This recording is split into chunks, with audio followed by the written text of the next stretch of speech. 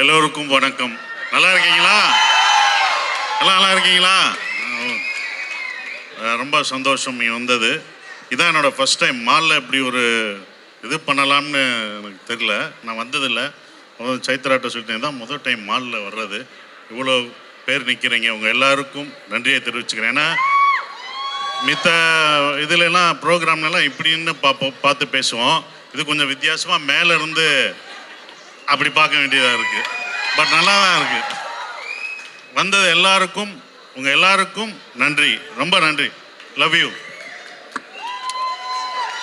Sir. இத்தனை மக்கள் அன்பு கொடுக்குறாங்க, என்ன காரணம் அப்படின்னா அடுத்தடுத்த படங்களுக்கும் நீங்கள் இந்த மாதிரி மால்ஸ் வரணும், மக்கள் எல்லாம் சந்திக்கணும் அப்படிங்கிறதா இல்லையா? வந்துடுவோம் டீலா? ஓகே, மை லார்ட் இந்த படத்தை பற்றி என்ன சொல்லணும்னு நினைக்கிறீங்க மை லார்ட்? மை லார்ட் என்ன குத்துனாலும் அதான்டா நட்பு. சார் சார் அவங்களே சொல்லிட்டாங்க. ஒரு முறை அந்த டைலாக் ஃபுல்லா சொன்னீங்கன்னா அப்படி லைவா கேட்டுறாங்க. சொல்லு. செத்தா அதான் கரெக்ட். நான் சொல்லணுமா? ஆமா. குத்துனது நண்பனா இருந்தா செத்தா கூட சொல்லக்கூடாது. அதான்டா நட்பு. வேற மாதிரி. பட் உங்க நேர்மை எனக்கு ரொம்ப பிடிச்சிருக்கு.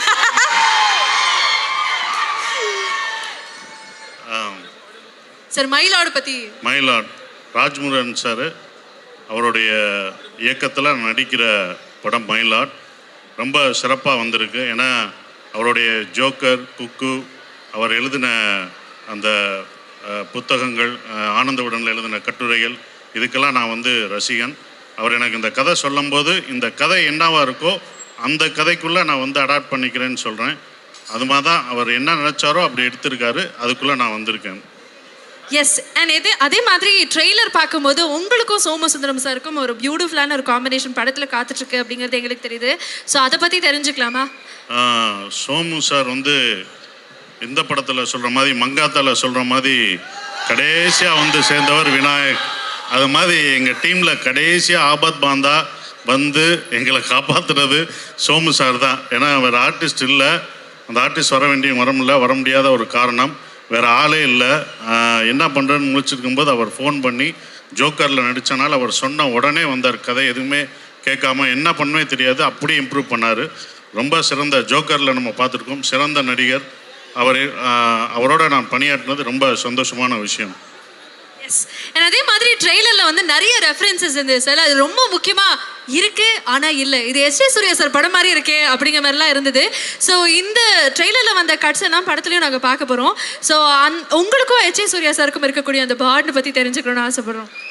ஒரு ரசிகர் மாதிரி தான் எஸ்.ஜே. சூர்யா இருந்த மாதிரி. ஏன்னா இந்த படத்தில் அவர் பேர் வந்திருக்கு இல்லை. ஏன்னா எஸ்.ஜே. சூர்யா படம் மாதிரி அவர் படங்கள், வாலி, எல்லா படமும் பார்த்த, விஜய் சாரை வச்சு எடுத்த படங்கள் எல்லாமே எனக்கு பிடிச்ச ஒரு படமாக இருந்தது. அவரோட ரசிகர் நான். ஸோ அவர் பேர் இதில் வந்தது எனக்கு ரொம்ப சந்தோஷம். Beautiful sir. அதே மாதிரி February 13 வந்து மக்கள் எல்லாரும் மயிலாட் வந்து பார்க்குறோம் அப்படின்னா அதுக்கு நீங்கள் பரிந்துரை செய்கிறதுக்கான காரணங்கள் தெரிஞ்சுக்கலாமா? மயிலாட் அது வந்து February 13 ரிலீஸ் ஆகுது. எப்படி டூரிஸ்ட் ஃபேமிலியில் ஒரு ஹியூமனிட்டியை பற்றி சொன்னனோ இந்த படமும் உங்களை அன்பை போதிக்கும். மற்ற மனிதநேயம், ஹியூமனிட்டியோடு இருக்கணும் அப்படின்ற ஒரு விஷயம் இருக்கும். உங்கள் ஃபேமிலியோட, குழந்தைங்களோட எப்போதுமே என்னுடைய படம் ஃபேமிலிக்கான ஒரு படம் இருக்கும். ஸோ அது ஃபேமிலியோட, உங்கள் குடும்பத்தோடு இந்த படம் பார்க்கலாம். யங்ஸ்டர்ஸ் உங்களுக்கான படமும் இருக்கும். இந்த படம் இப்போ உள்ள ஜென்ரேஷன் ரொம்ப கோவமும் விட்டு கொடுக்காதனமும் இருக்கும்போது இதெல்லாம் கொடுங்க அப்படின்னு சொல்லக்கூடிய ஒரு படமாக இது.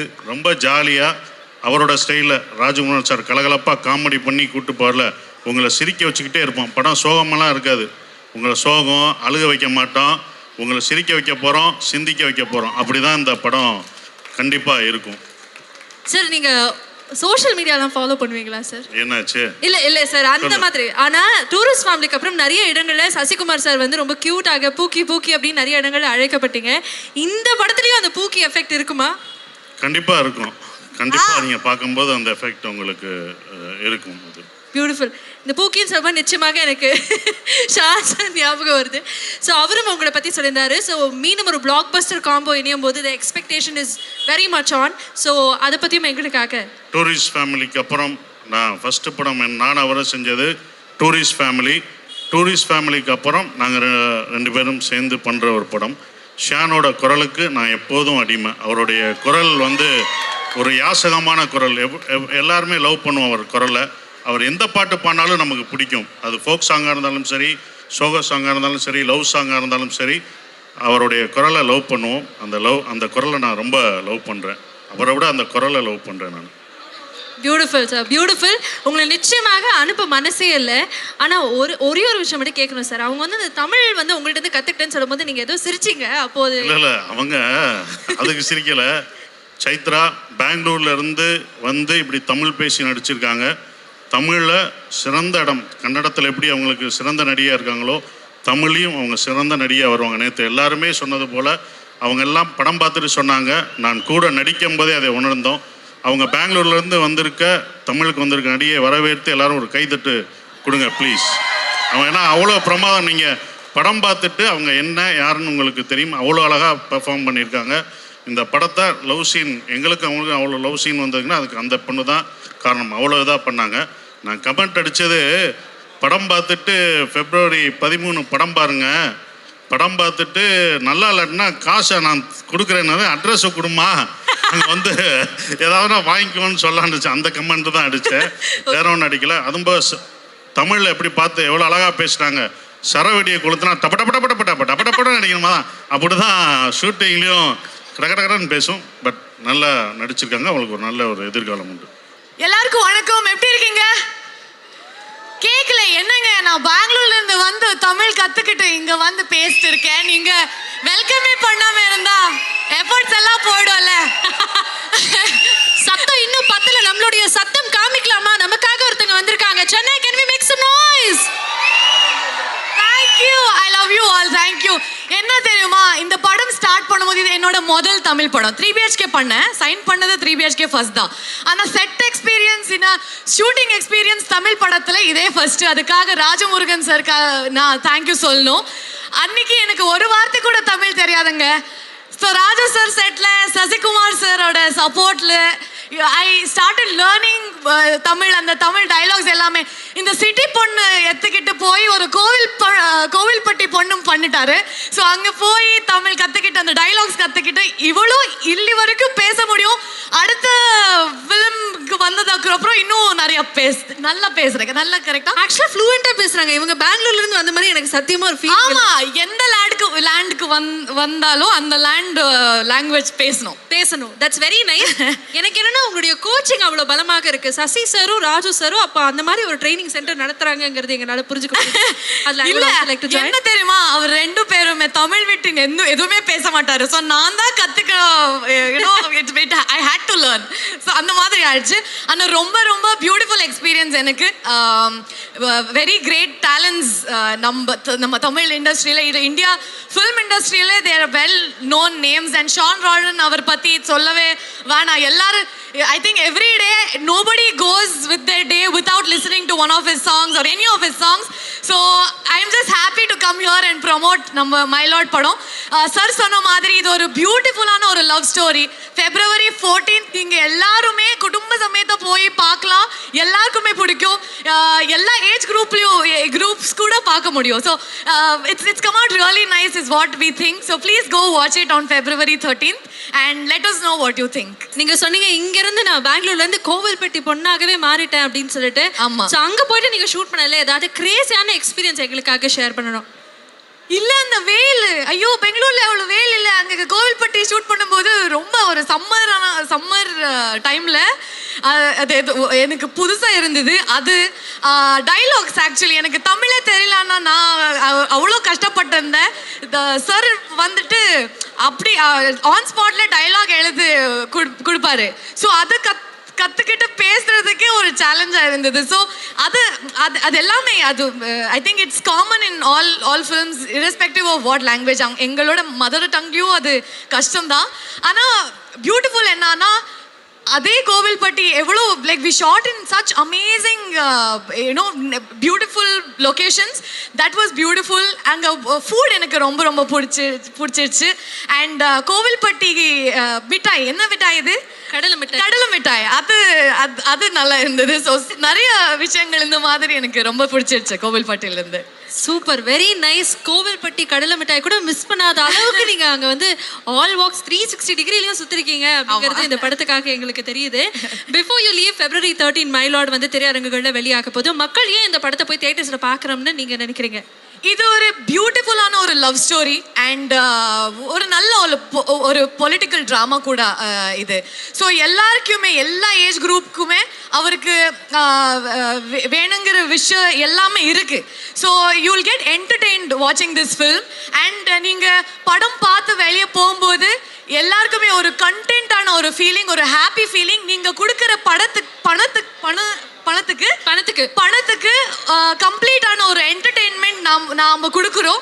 ஸோ அது எங்களோட கேரண்டி. ஸோ நீங்க வந்து பாருங்க. அதுக்கப்புறம் எல்லாருக்குமே ஒரு 10 பேர் உங்க ஃபேமிலிக்கு சொல்லிட்டு பார்க்கறதுக்கு சொல்லுவீங்க. So please come watch our ஃபில்ம்னு சொல்றேன். நீங்க பக்க ட்ரெயினிங் கூட வந்திருக்கீங்கன்னு சசிகுமார் சார் வந்து ஃபீல் பண்ணான்னு நினைக்கிறேன். சார் வந்து சார் ஏதோ சொன்னீங்க சார், அந்த அப்புறமா சேர்ந்து சொல்லிக்கிறீங்களா? அதுக்கப்புறம் சொல்லுங்க. சசிகுமார் சாரோட ஒர்க் பண்ண அந்த அனுபவத்தை பத்தி சொல்லுங்க. சசிகுமார் சார் ஒரு வெரி ஜாலியான ஒரு ஆளு. கரெக்டா? ஆளு. He is very kind. அவரு வெரி வெரி டேலண்டட். அவர் டைரக்ஷன் பத்தி உங்களுக்கு எல்லாம் தெரியும்.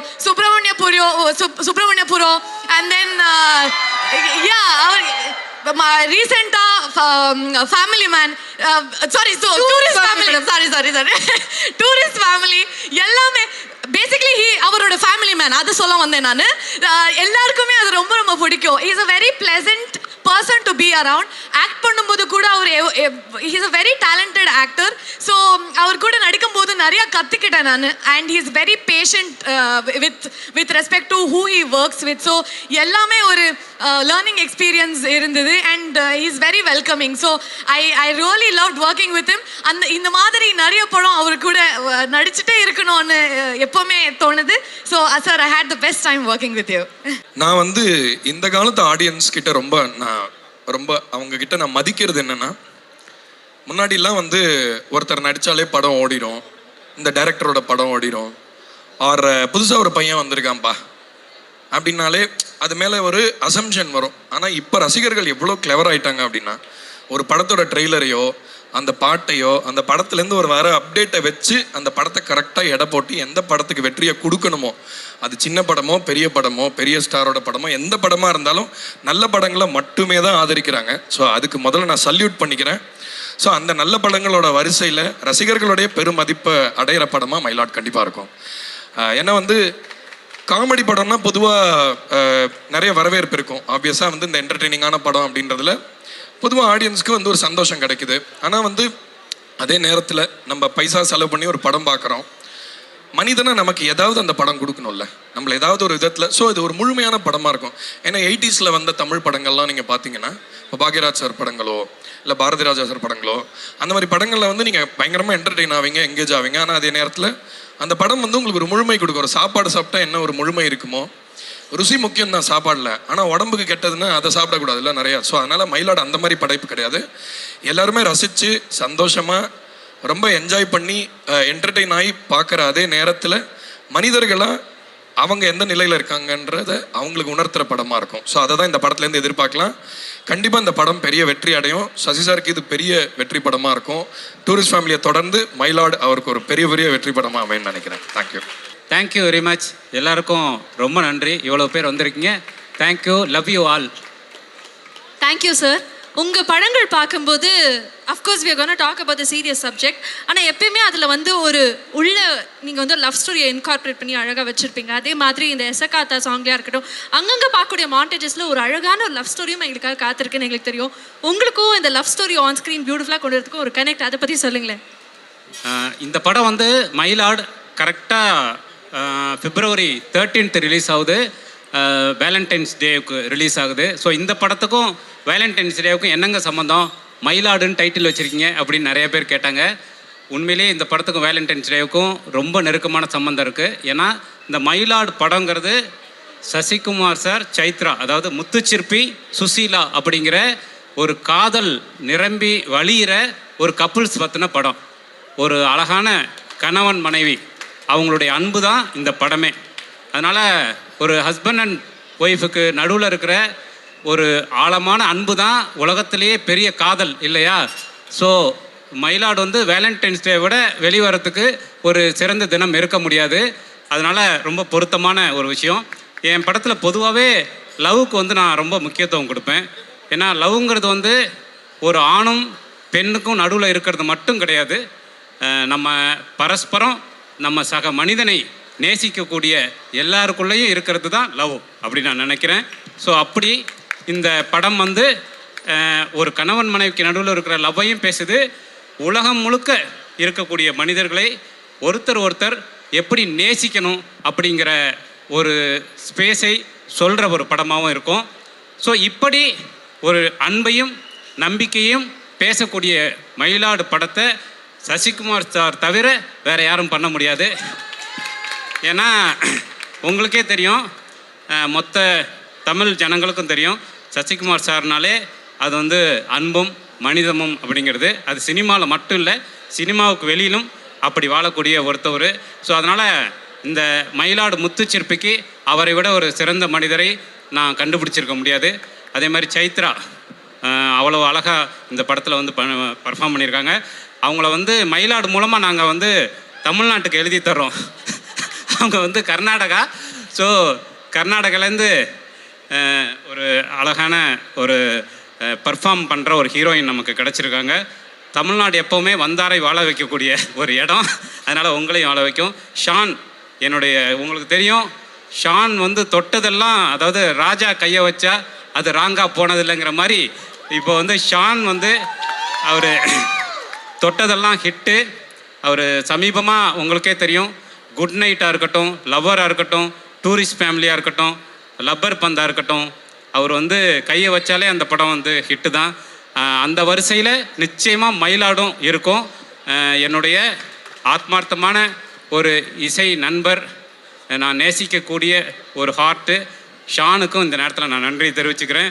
ஸோ அதனால் நிறைய எஃபர்ட் போட்டு முழுக்க மக்களுக்கான ஒரு படமாக இந்த மயிலாடை எடுத்திருக்கோம். இதுக்கு நீங்கள் கொடுக்குற அன்பு தான் எங்களை போன்ற கலைஞர்களை வாழ வைக்கும். Thank you very much. நிச்சயமாக February 13 தேட்டருக்கு வந்து பாருங்கள். தேங்க்யூ. Thank you sir, thank you. நீங்கள் போகிறதுக்கு முன்னாடி ஒன்று கேட்கணும் சார். படத்துக்கு வந்து நிறைய டைட்டில்ஸ் வச்சிருக்கலாம், பட் மயிலாட் அப்படின்னு வச்சதுக்கான காரணம் என்ன? மயிலாட் அப்படின்னா ஜட்ஜை பார்த்து நம்ம நீதிக்காக கேட்குற வார்த்தை. அதாவது கிட்டத்தட்ட அவரை கடவுளாக நினச்சி நீதியை கொடுங்க அப்படின்னு கேட்குற இடம், கடைசியாக நம்ம போய் நிற்கிற இடம் அதுதான் இல்லையா? அப்போது இந்த படம் பொறுத்த வரைக்கும் இங்கே மயிலாட் யாருன்னா ரொம்ப எளிமையான ஒரு மனிதன், எந்த அதிகாரமும் இல்லாத ஒரு மனிதன் கையில் தீர்ப்பு எழுதுகிற ஒரு அதிகாரம் கிடச்சிதுன்னா என்னாகும், அதுதான் இந்த படம். ரொம்ப கடைசி வரிசையில் நிற்கக்கூடிய முத்துச்சிற்பிங்கிற ஒரு மனிதன்ட்ட தீர்ப்பு எழுதக்கூடிய அதிகாரம் கிடைச்சிதுன்னா அவன் எப்படியான ஒரு தீர்ப்பை கொடுப்பான் அப்படிங்கிறது தான் இந்த படம். ஸோ இந்த படத்தை பொறுத்த வரைக்கும் இந்த நாட்டின் கடைசி வரிசையில் நிற்கக்கூடிய ஒரு மனிதன் தான் மயிலாடு. அந்த மயிலாடு வந்து முத்துச்சிற்பி தான், சசிகுமார் சார் தான். Beautifully set. Thank you so much sir. So இந்த தீர்ப்பு எதுக்காக, இந்த தீர்ப்பு என்னவாக எழுத போகிறாங்க அப்படிங்கிறதெல்லாம் நம்ம Feb 13 தேட்டர்ஸில் போய் தான் பார்க்கணும். ஸோ இங்கே நீங்கள் சொல்லும் போது சிங்கிள்ஸும் கொஞ்சம் வருத்தப்பட்டிருப்பாங்க, பட் நீங்கள் சிங்கிள்ஸ் நீங்களும் போய் தேட்டரில் போய் பார்த்தீங்கன்னா உங்களுக்கும் லவ் மலர்றதுக்கான வாய்ப்புகள் இருக்குது இல்லையா? நிச்சயமாக இந்த எப்போவுமே கண்டென்ட் பேஸ்டான நல்ல படங்களுக்கு தமிழ் மக்கள் வந்து தொடர்ந்து ஆதரவு கொடுப்பாங்க. அவங்க வந்து மயிலாடையும் நிச்சயமாக அள்ளி எடுத்துக்குவாங்கன்னு நினைக்கிறேன். Thank you very much.